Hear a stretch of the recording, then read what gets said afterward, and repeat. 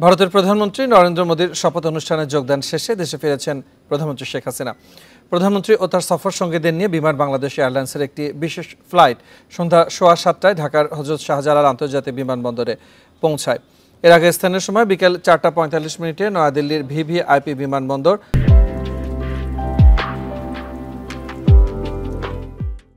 পালাম air force station থেকে ঢাকার উদ্দেশ্যে রওনা হয় ফ্লাইটটি। এর আগে নরেন্দ্র মোদীর আমন্ত্রণে তার শপথ অনুষ্ঠানে যোগ দিতে শনিবার নয়াদিল্লি পৌঁছান প্রধানমন্ত্রী শেখ হাসিনা। প্রধানমন্ত্রী কন্যা ও বিশ্ব স্বাস্থ্য সংস্থার দক্ষিণ পূর্ব এশিয়ার আঞ্চলিক পরিচালক সাইমা ওয়াজেদ, বেসরকারি শিল্প ও বিনিয়োগ উপদেষ্টা সালমান এফ রহমান এবং পররাষ্ট্রমন্ত্রী ডক্টর হাসান মাহমুদ সফরসঙ্গী ছিলেন।